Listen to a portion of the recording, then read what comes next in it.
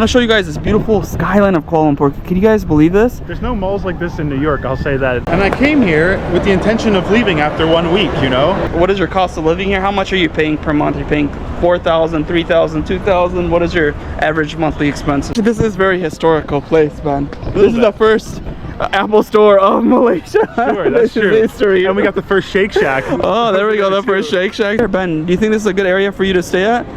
I've stayed near this area and it's not one of my favorite areas. Hey everyone, welcome to another beautiful day here in Kuala Lumpur, Malaysia. So today I'm going to talk about why do Americans like to come here and travel. So I'm American, you know, it's your boy Solo. Also, I found this American guy over here. What's up? His name is Ben. Yes. And how long have you been in Malaysia for? Almost 8 months. So first thing I want to show you guys is this gigantic building over here. So this is called the TRX building, which is part of the financial district which we're at currently in Kuala Lumpur. And we are right now on a rooftop on a mall. A beautiful, look at this, a beautiful green space. And yeah, so can you believe they have this kind of like green space here on top of a mall over here? It's probably the best mall in terms of like being new and clean and just like, yeah, really nice. I think it's 2 years old or something, right? Something like that. Well, actually, technically, it's 1 year old, but yeah, 1 year old, but it's beautiful. Amazing. It's nice and new. Yeah, really nice. And by the way, guys, my friend Ben is from New York. So as you can see, just as I flip the camera, there's a beautiful skyline here. Ben, let's walk and talk about it. So I want to show you guys this beautiful skyline of Kuala Lumpur. Can you guys believe this? There's no malls like this in New York, I'll say that. Or maybe even in America, there's not really mall. We don't have mall culture like this. It doesn't exist. Exactly, it doesn't exist. I'm like, what do you think about the skyline? So you're from New York. Yeah. So New York is a state, just so you guys don't know, and also New York is a city in the state. So New York. Yeah. So what can you talk about like the skyline compared to New York? Because I know New York also has many beautiful high rises too. I mean, you can get a similar thing in New York, but not from like a mall. You'd have to go to like a viewpoint, like a specific for tourists viewpoint. But you're not having anything that's just like a casual mall or place you would go that has a view like this. It's like, oh, we're going to the top of this observation tower, paying money to see a view. Otherwise, you're not really getting that kind of skyline. Or if you are rich and have an apartment, like a crazy $10,000 apartment, maybe you have a view of the skyline like this. All right, cool. Yeah, I haven't been to New York, guys, for like, I don't know, more than 10 years. But man, just looking at this view is really beautiful. And yeah, this definitely competes with any major top city. That's one of the reasons why we like Kuala Lumpur. Like, would you say like one of the reasons why you like Kuala Lumpur, just like it has a nice skyline? Or yeah, I would say it's also nature-esque. It's like you get the skyline and you get the cool buildings, but it's always surrounded by some type of green, you know? Like as you see, we're surrounded by green. So otherwise it doesn't feel the same. And I think that's like a one-up that it has on cities like Bangkok. You know, also Bangkok, for example, would be covered in a polluted sky. So here you typically have a more clear view, and so it's quite nice. Actually, that brings up a point that one of the reasons why I like Kuala Lumpur is it's compared to all the countries surrounding Malaysia, I'd say like Kuala Lumpur's air quality for like the amount like of a big city you're in is pretty good. Just as you said, like Bangkok. I think the only one that even can compare in Southeast Asia is Singapore, which is obviously exponentially more expensive. So yeah, Singapore, I'd say like just by staying in a place over in Singapore, you probably have to pay like 4x the price of like an apartment. 3x? How do you say? At least, yeah, 4x, at least 4x. 5, 6x, 7x for the quality, the same quality, oftentimes, yeah. And look at this quality, guys. Like honestly, and there's still, what's kind of interesting as we're talking about the skyline and just like the environment over here, that there are a lot of like tower cranes over here. You can just see, look at this tower crane over there, tower crane over there, just surrounding this massive building. There are a bunch of tower cranes. Oh, what's up? You just got a drink of water also? It doesn't work, but oh, they don't have, all right, well, we're like, you know, hyping up Kuala Lumpur, guys. You guys gotta fix your... This is something that I've noticed in every Southeast Asian country I've been to. Is oh, no. When I try to use a water fountain, either the water doesn't taste good or the water fountain doesn't work. It's like a Southeast Asia thing, I feel like. Oh, okay, all right, guys. Come on, what you doing? We're trying to hype up the country, trying to say Malaysia this, Malaysia that. No, you don't have a working water fountain? No, I'm just playing. This is obviously anywhere in the world it could happen, as he said. So I want to show you real quick that over here they have like some greenery on the building. You see that? Yeah. In Singapore, you'll find a lot of like buildings like that too, which is also... That's a hotel maybe, right? I'm not sure. It could be. It says Lloyd's Inn. Yeah, it seems like a hotel because it's Lloyd's Inn, yeah.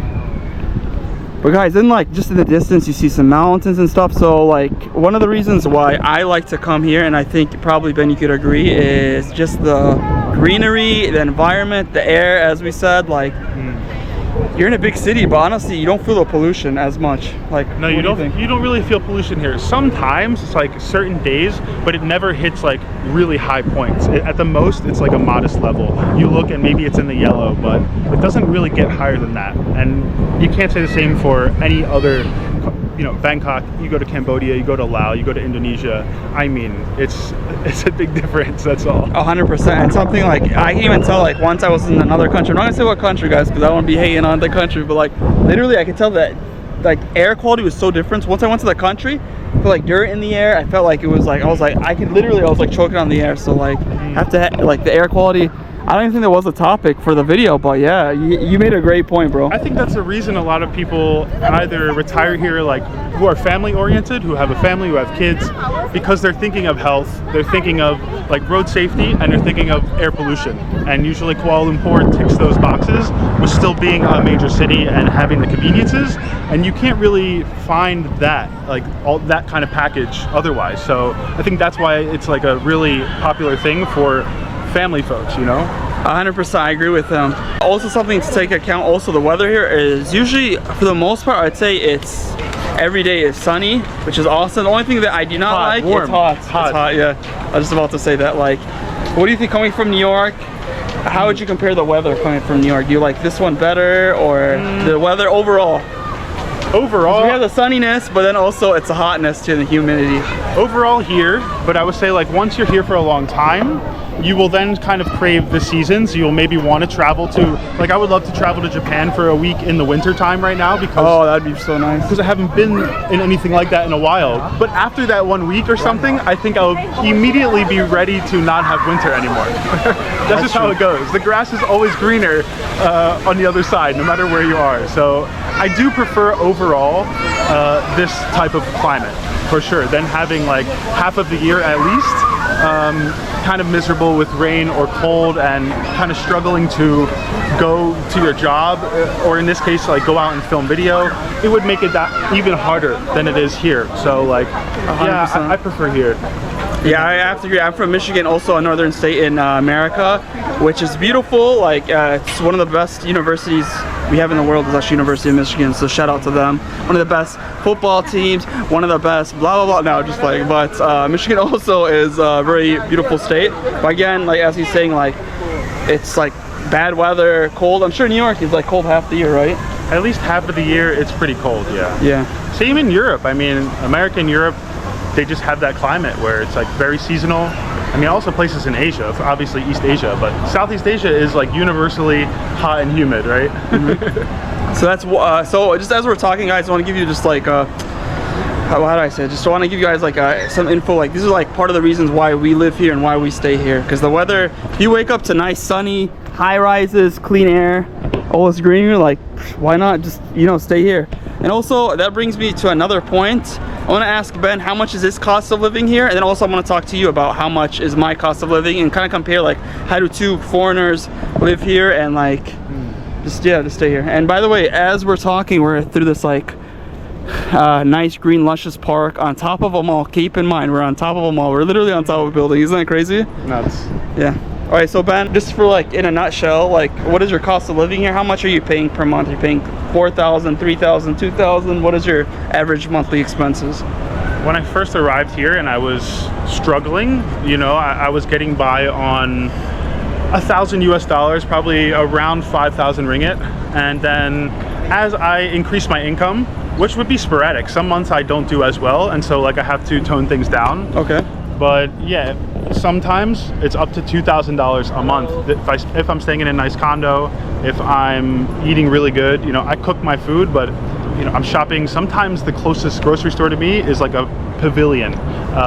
You know, something like. And what is a pavilion, just in case like people are from America? Well, I was living near the Pavilion Mall. It's like kind of a fancier mall, right? And so that was the closest grocery store is in there. It's called Mercado. So he's bougie, guys. Basically, he's bougie. Unintentionally, but yeah, sometimes, you know, I'd spend $1,500 to $2,000 in a month. You know, closer to 10,000, 11,000 ringgit. Would you say that's mostly because of food, or? Food and slightly nicer accommodation, you know, but what I'm getting for that is like, I'd say equivalent in New York would cost at least minimum 10 to 15,000 US dollars of the same. The lifestyle you're living. Yeah, to get a similar kind of condo with a sauna and a pool and all of this. Yeah, and to be able to cook like good meats and stuff. Yeah, it would cost close at least $10,000 in New York, because I lived there and I. Well, that's kind of shocking to me too. Just being as an American, because no way in Michigan we'd be like. No. Yeah. No. You know, New York is one of the biggest like capital cities in the world. To be fair, you can earn a lot more money in New York. So like, I still think at the end of the day, it's easier to survive here. And I'm not talking necessarily for locals. I can only speak my own experience. I know it can be difficult for locals to earn money and to pay their way here, especially in the city. But in my experience, you know, and from my history, it's a little easier for me to come over here, even though I don't make US dollars. You know, I'm not like with an American job or anything like that. But it's a little easier than survival in New York City, where people also struggle, and I was also struggling. And as much as I struggled here, let's walk this way. Yeah. I think the quality of life that I've had here is superior to what I had in New York, regardless that I was making good money there. So that's my experience. Okay, that's awesome. Yeah. Wow. So yeah, just as he said, like the cost of living as a foreigner, it's a lot significantly cheaper than where he's from. And for me, I would say I survive about $1,000 a month. So I'm not as bougie as I'm not so high class. You know, I eat that roadside nasi lemak, or you know, I get that roti canai. Now I'm just playing, but in general, I'd say I spend around $1,000 a month, and I'm trying to figure out. There's one place over here. Actually, let's keep on continuing here because I want to show you. The only reason I can't spend less on food is because I have an autoimmune condition. So I have to cook all my food, and I eat a carnivore, a keto diet. So I'm eating mostly meat. So I can't eat rice. I can't eat carbs. I can't fill my diet with like cheaper foods, and that's the biggest bulk of where I'm spending. You know. That's yeah. I agree with it. Like, you know, you have to. Your health is your wealth. Yeah. If you don't have your health, then what else do you have in life? It's true. Honestly, because you could spend you know spend so much money on making business, doing so many things in life, but if you don't have your health, then what's the point? The obesity rates here and in America are extremely high, right? Actually, yeah. Interesting that you say that. I think in America it's like 40% of the people are obese. And also here in Malaysia, maybe that's why me and him we like it. It's like it's the highest obesity rate I heard in Southeast Asia. It's either number 1 or number 2. I thought in the world, I'm pretty sure. Where, Malaysia? No, I heard actually Kuwait, I think has higher, because they have like they have like all the American fast food chains all in one city, Kuwait City, if I'm not mistaken. But yeah, it's kind of a mix here. It's like I see people very fit here, and then I see people kind of overweight, but we're Americans, we totally understand like high sugar, high carbs, you know, it's what it is. You're filling the diet with mostly starchy carbs that are cheap, but in the end it is not the healthiest thing, and so there's a trade-off, of course. Of course. Yeah. So we did find another water fountain. Ben, let's see, can you get a drink?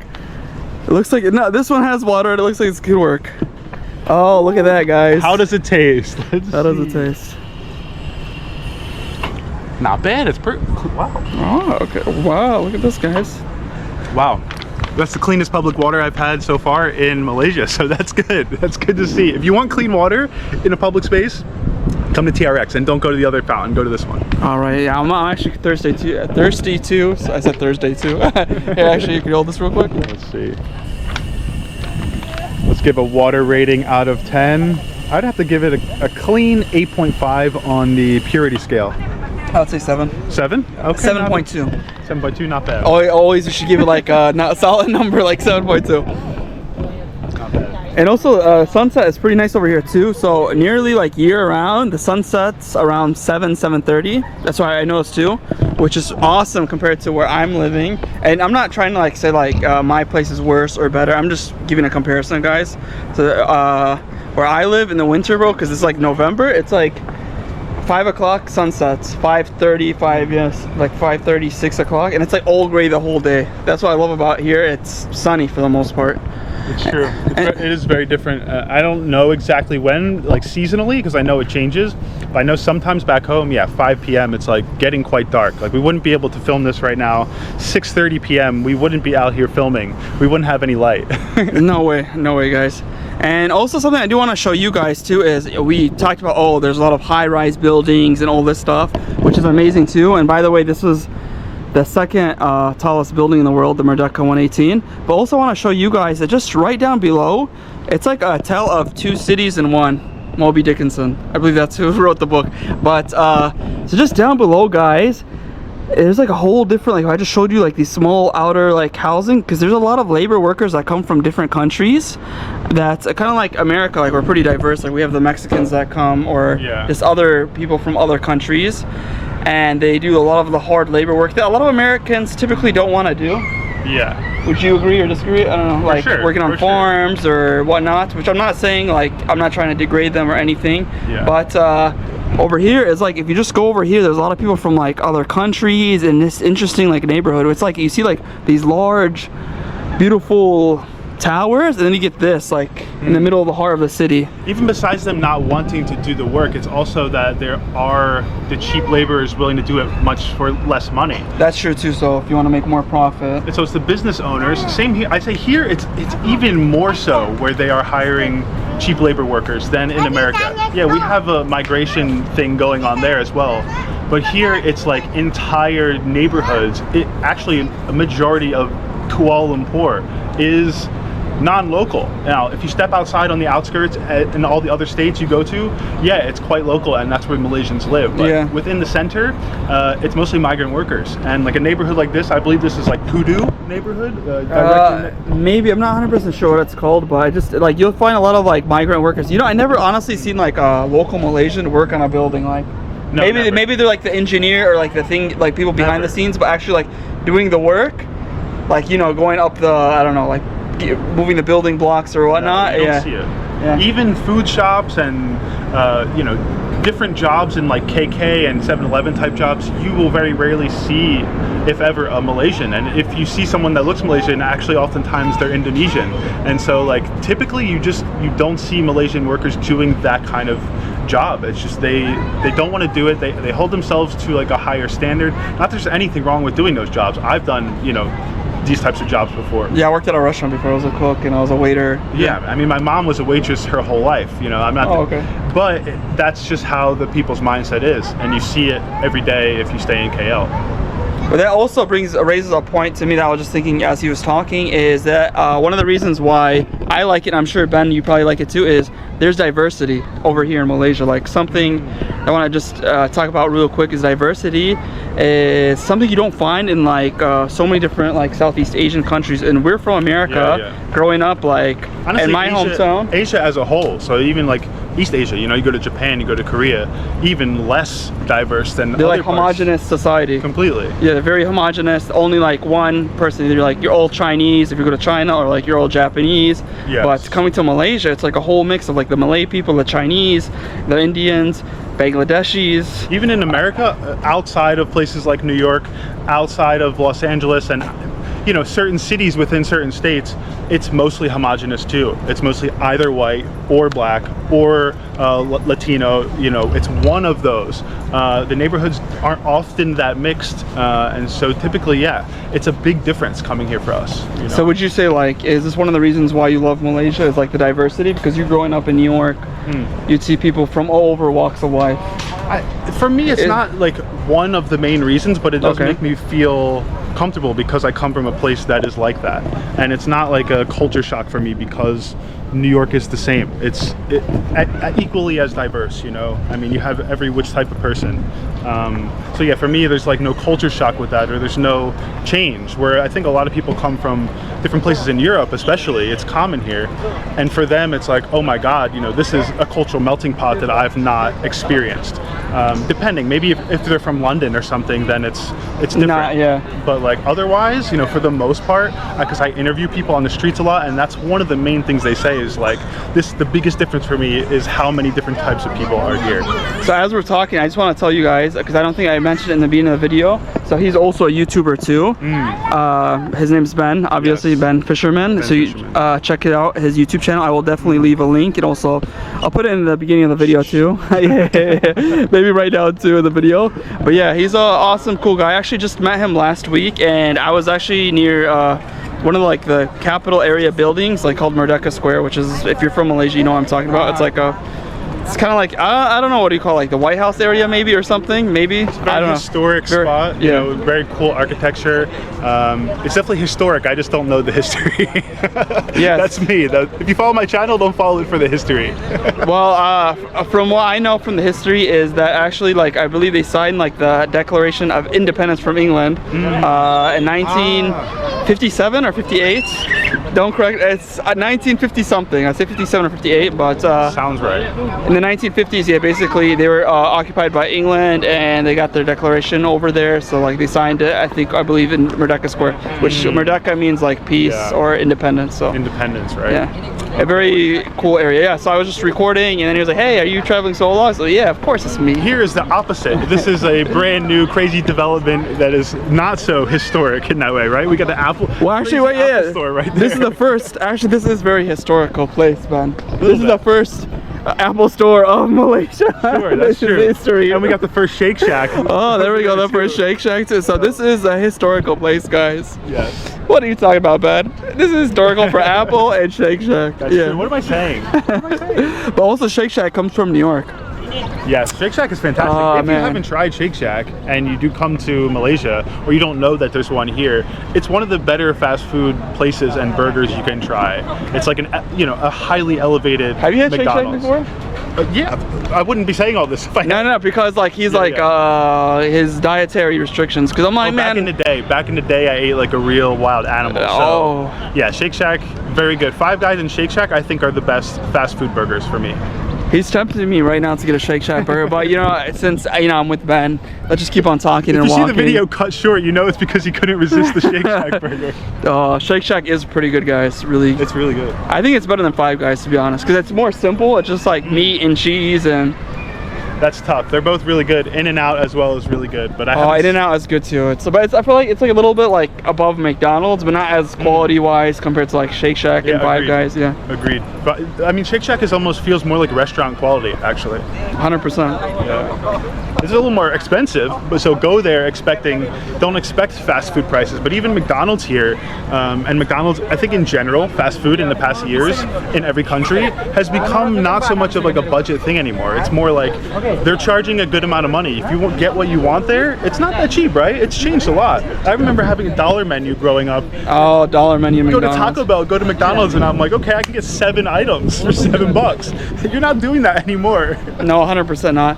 But also, to keep in mind that how do I say, like McDonald's and also the fast food over here is a bit cheaper than the US, because obviously we're in Asia. So like, there are still like, they have these like mix and match deals at McDonald's for like 7 ringgit, 8. So that's like $2 for like 2 different things. But well, there's a reason the Ramly burger is so popular too, because it's like a really affordable street burger that you can get that is much cheaper than McDonald's. And so yeah, McDonald's is like often a weekend treat for a lot of people here, you know. It's not like an everyday thing for the most part.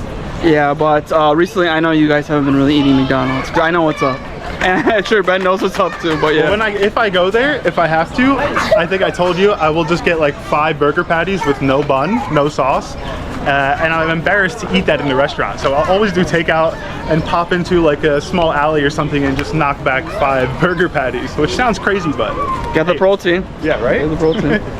So let's see. So something I do want to show you, I think, Ben, let's go inside of the mall and just show you guys like a nice modern mall here. It's called the TRX Mall. TRX Exchange, right? Yeah, TRX Exchange Mall. I'm not sure exactly. Yeah, the name is, I think, TRX Exchange Mall. As far as I know, the whole complex is like TRX, so then the mall is like Exchange TRX. Oh, the Exchange TRX. You got it on the guy's thing. But we got. You can just see like the way they decorate the restaurants here and stuff. It's very high end. At least it presents very high end, you know. Oh, definitely. So let's go inside of the mall, and guys, if you want to see the whole like more of the mall detailed video, I did make a video about that too, so you can just check out my channel. So it says welcome to the TRX Exchange Mall. So let's go inside and just see how it is. Welcome, guys. Thank you. So one of the reasons why I like Kuala Lumpur, it's because it's modern and it's affordable. So would you say like one of the most, like, why would it be a reason that you like Malaysia is it's modern, or like Kuala Lumpur? Yeah, definitely. As much as I do like the more authentic, whatever cities, underdeveloped cities, getting this kind of experience for my everyday life and for like my long-term living, I like it to be developed, and I like it to be, yeah, it brings conveniences, and you know, it's important. 100%. Like for transportation, they have a great transportation system here. Yeah. And all these food eateries, depending on your, also it's kind of cool because it's a multicultural place over here. So they will cater to a lot of people if they eat pork, or they only eat halal, or they're vegetarian. So that's all. Obviously, when you go to a major city like Kuala Lumpur, or like any place in the world, you want to make sure the place is suitable for your dietary palate, and they cater to like a lot of different people. Everything. Yeah. Everything. You have every type of food, you know, Chinese, Western, Indian. And then you have actually majority like halal. They really try and push they try and get the halal certification because they know it's such a common thing here. So yeah, you see that more often than not. You actually have to seek out pork and non-halal. Although it is around, you know, they cater more to halal food and people with that requirement. 100%. And something also, I wanted to show you this. This is called the Auram Theater, which is, I think I butchered the name, but it's okay. Which is kind of cool that, let me just show you around this theater. Like, what kind of like movie theater? Look at this when you're just entering it. It's kind of cool that they're having the movie Venom. That it's called Venom: The Last Dance. The Diwali holiday. Oh, Diwali. Oh yeah. Also, happy Diwali, guys. Too. There's a lot of things to see here. It's hard to, but yeah, happy Diwali to everyone who's celebrating it. It's a Hindu holiday, which is like the festival of lights. So a lot of like fireworks happening and stuff. And which is also pretty cool. Over here, they have Venom from Spider-Man, and look at this. They did like the batik style of Venom. That's you know cool. batik? Yeah. So they made like this whole like mural. Batik. Batik. Is it batik or is it batik? As an American, we would naturally just say batik, but I believe batik is like because Malaysian uses pronunciation from like Europe, from British pronunciation. So the way we would by default say everything, I know I need to just shift to like European speak, so to get the proper way to say it. Yo, doesn't this look dope? The Last Dance. That's really cool.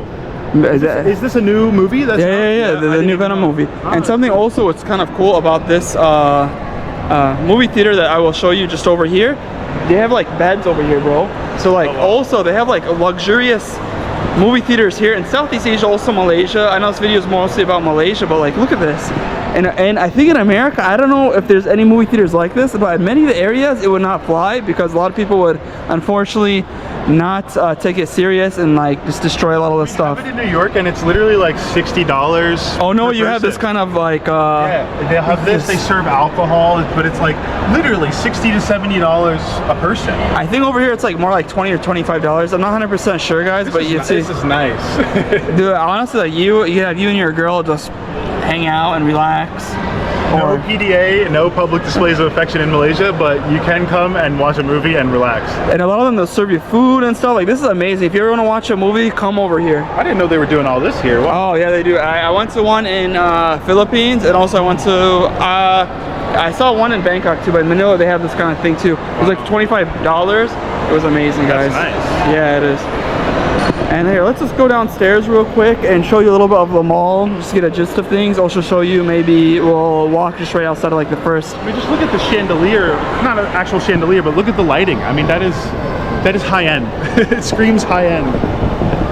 It's so amazing to me, like how much money Malaysia, or like Kuala Lumpur has. Because I know Kuala Lumpur is the capital city, so always it's nice to go to the capital city. And yeah, like, so what would you say like the top 3 reasons why you came to Kuala Lumpur? If you had to tell me. Let me be honest, the initial reason I came here, and this will say something about the country, the initial reason I came here was to do a visa run because I was living in Thailand. Okay. And I came here with the intention of leaving after 1 week, you know? Alright.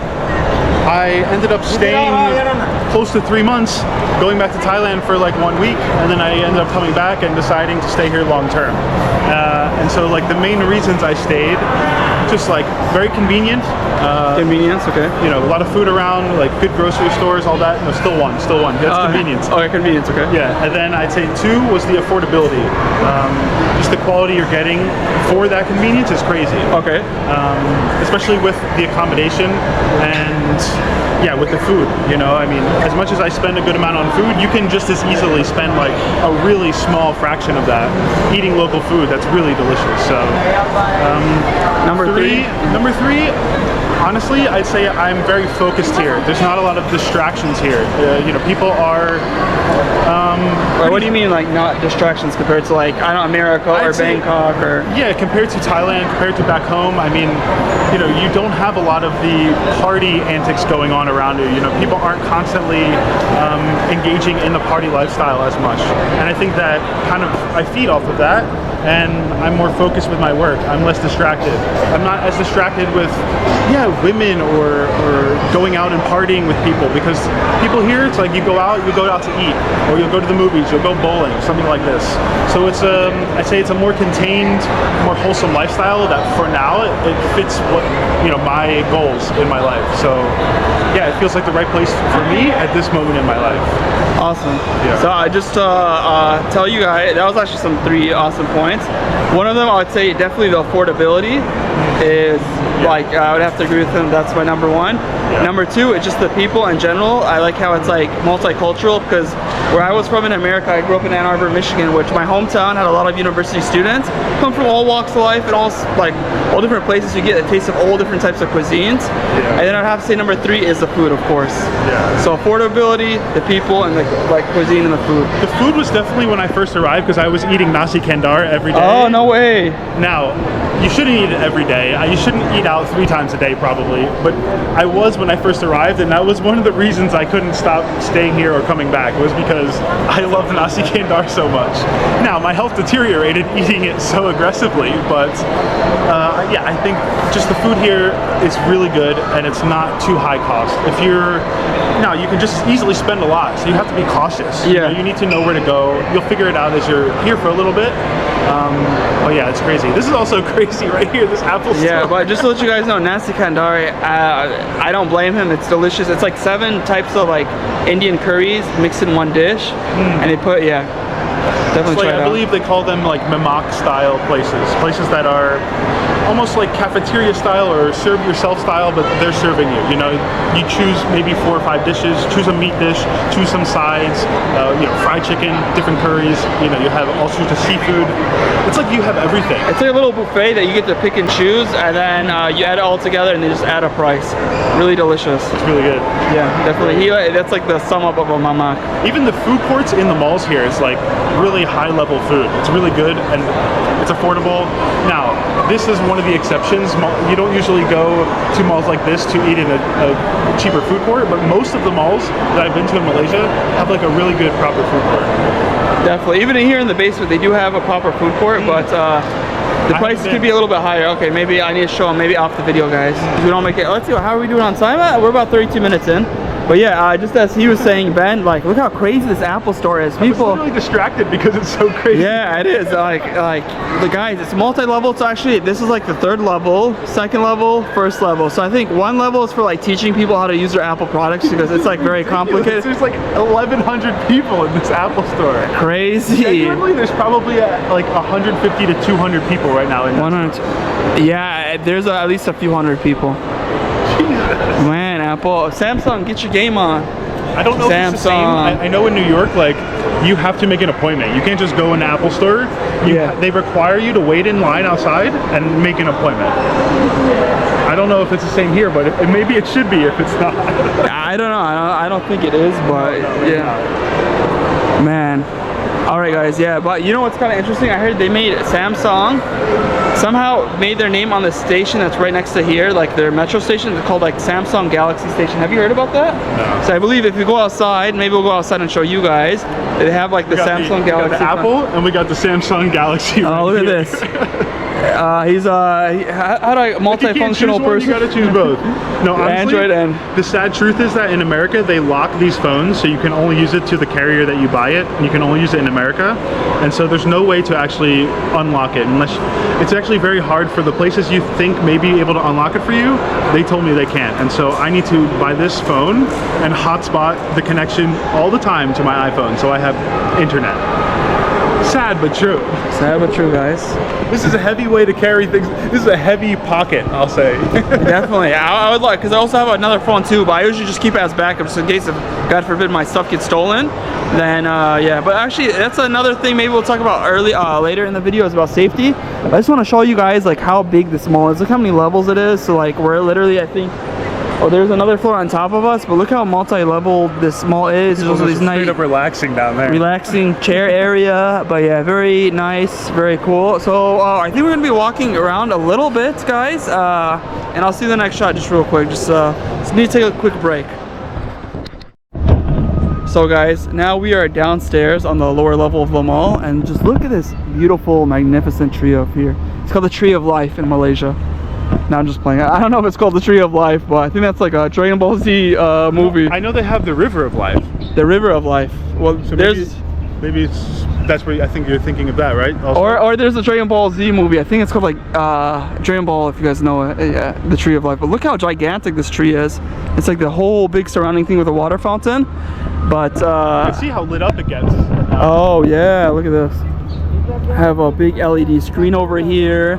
The TRX building. We were just at the top, which is just right over there.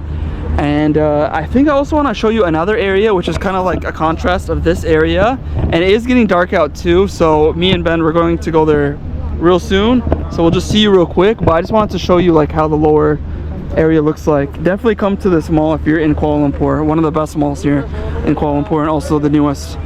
So I'll see you in the next shot. All right, Ben? All right. I thought it was off. It looked off. There was nothing.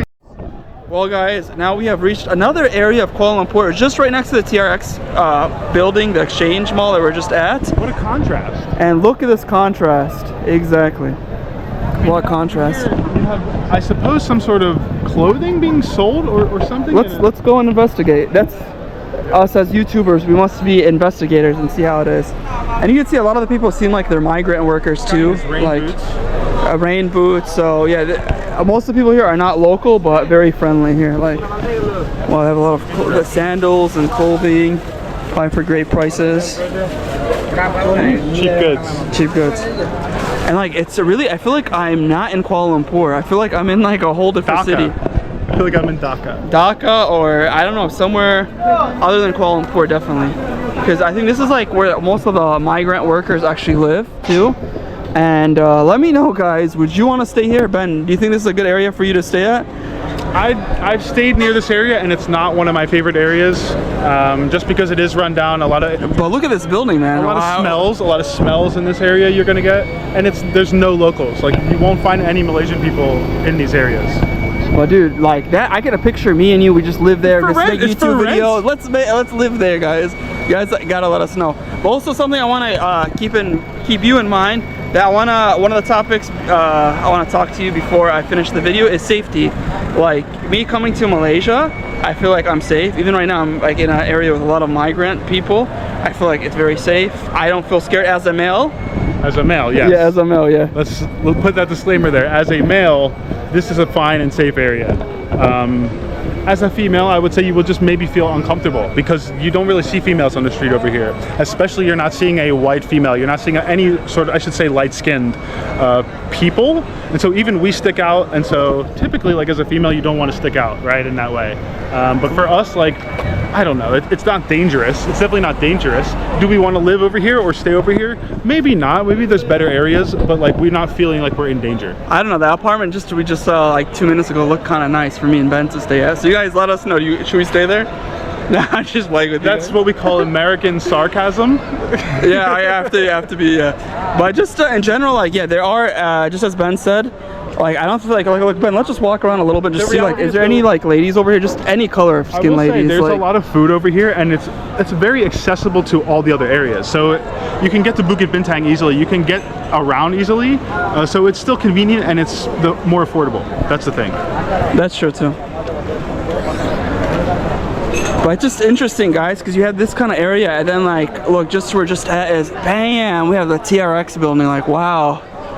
To me, when I first saw that, I was like, such a contrast. But I think maybe in a few years, because Kuala Lumpur has been developing and changing so rapidly, maybe after a few years, this whole area, they're gonna gentrify the area, put up more high rises or whatnot. But yeah, I'm sure they will. I feel like within the next 10 years, this will be, yeah, borderline gentrified. It'll be more like KLCC.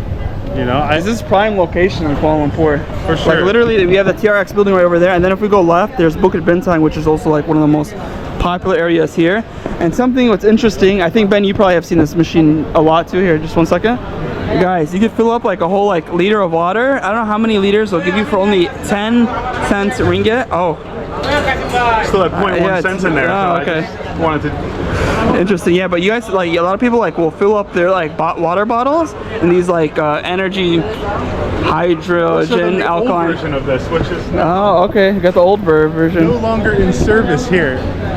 That's interesting. So people used to fill up their bottles with this, and 10 cents. Oh, so for 10 cents, 500 ml. Okay, I think when they replaced it, they thought, this is very heavy, so where should we move it? Let's just move it right there. that seems logical. But yeah, guys, this is the area, and yeah, let's just go out. Let's go out and just go next to the TRX building. So guys, I think that will conclude the video. So basically, myself and Ben, we both love Kuala Lumpur. We also love Malaysia. It's a really unique country, very diverse, with different people, different things to see. Underrated.